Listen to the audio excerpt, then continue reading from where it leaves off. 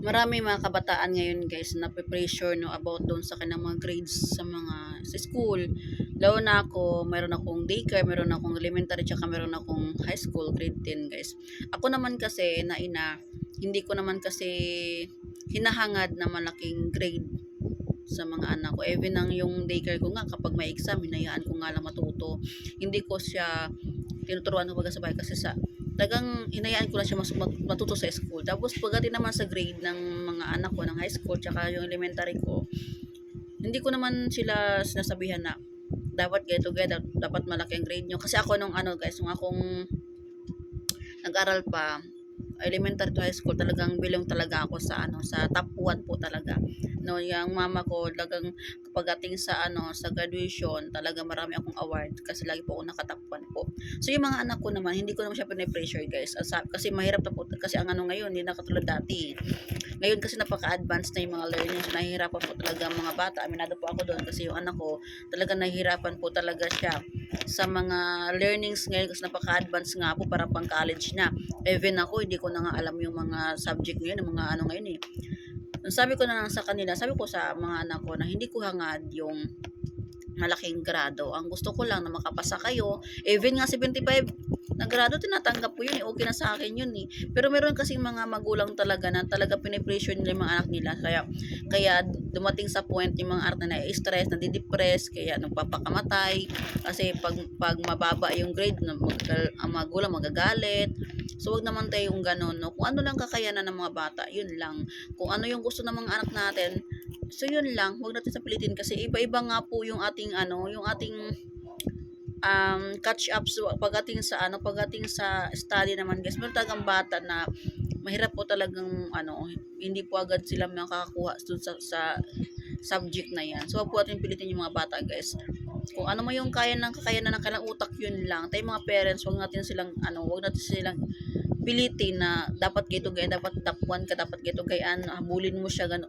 Meron kasi mga parents na gano'n eh, yung talagang pinipilit yung mga anak nila na kailangan ganito, magaling ka, kailangan ganito gayan. Huwag ganon. Kasi yung mga bata nga rin guys, yung utak nila guys na ano, parang sumasakit pag nai-stress sila. Kaya kung ano lang nandun sa grade, basta pasado naman, okay na yun. Okay na sa akin yun.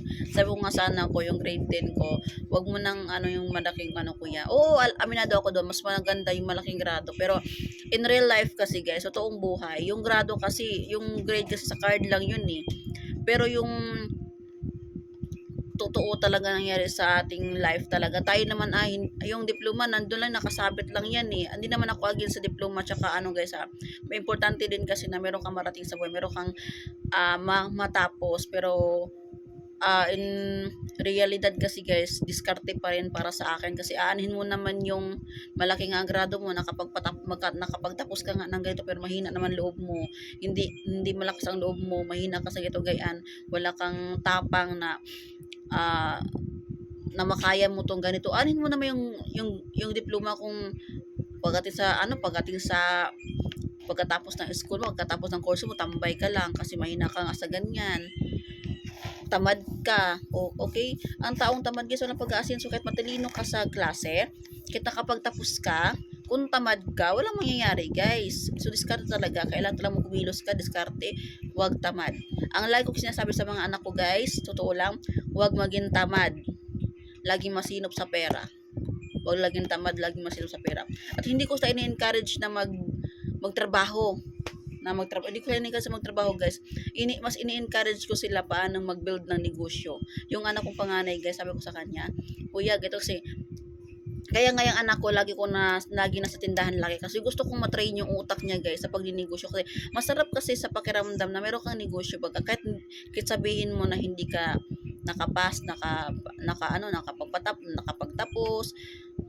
At masarap sa pakiramdam kasi degree holder ka, meron kang diploma, tapos negosyante ka pa, di ba? Talaga ang sarap. Hindi ako professional ha, pero discarded talaga. Meron ako guys, like ko sinasabi sa mga anak ko na hindi ko sa encourage guys sa sa pagtrabaho, kundi negosyo talaga. Sabi ko sa kanila, anong gusto mo negosyo balang araw? Kailangan mo negosyo ka kuya, ano gayaan mga anak ko. Talagang ini-encourage ko sa paano magnegosyo. So yun. So kasi sa school talaga guys, totoo lang, Sa eskwelahan, hindi naman tinuturo paano magnegosyo eh. Ang tinuturo sa school, mag-aral ng mabuti para makuha mo yung kursong gusto mo. Kasi ang pagiging isang negosyante, hindi yan kurso eh. Hindi yan kurso. Walang kursong ganon, yung pagiging isang negosyante. Sarili mo yon kung pipiliin mo maging ganon. Oo, kaya tayong mga parents sa wakati ipipressure yung mga anak natin. Kung ano yung kakayahan ng utak nila, yun lang. Kasi maraming mga bata ngayon guys na napipressure talaga ang utak kasi yung magulang nila nagagalit na pag bumagsak. Huwag naman ganun. Kasi kawawa naman yung ating mga anak guys. Iba na kasing panahon ngayon. Sa atin dati napaka-easy lang. May mga choices pa, ABCD lang. Ngayon kasi ang hirap na. Oo, naging high-tech yung ating mundo ng ating kagamitan, pero ang mga lesson din guys naging high-tech din. Mahirap din talaga as in. Even ako pag may tanong ang anak ko, hindi ko alam kasi hindi ko naman talaga iba noon, iba ngayon. Kaya kung ano lang yung nasa card niya, kung ano lang yung nandun lang. Hindi na ako nag-ano, kuya, ba't ginagayan? Ba't ang baba ito? Hindi na. Sabi ko lang sa kanya, okay na yan kuya, importante pasado. Kasi 75 na nga grado is natanggap ko yun eh. Oo, masaya na ako doon. Sabi ko sa anak ko, okay na yan kuya, basta pasado ka lang. Yun. Ako yung tipong ina napaka-cool, pero iba din ako magalit guys kapag talagang as in, alam na ng mga anak ko yung ugali ko guys. So, napaka-cool lang ako mama, sige lang, okay lang. Ayoko lang talaga yung bulakbol, kasi gusto ko kahit mababa ang grado nila, basta pasado lang. So, yun lang sa mga parents na nanonood dyan guys, so ganito lang ha. Munchi! Ay, munchi talaga. So, pasaway itong munchi ko. So, yun lang. Huwag natin i-pressure yung mga utak ng mga anak natin. Kasi, kawawa din sila guys eh. Kawawa din talaga.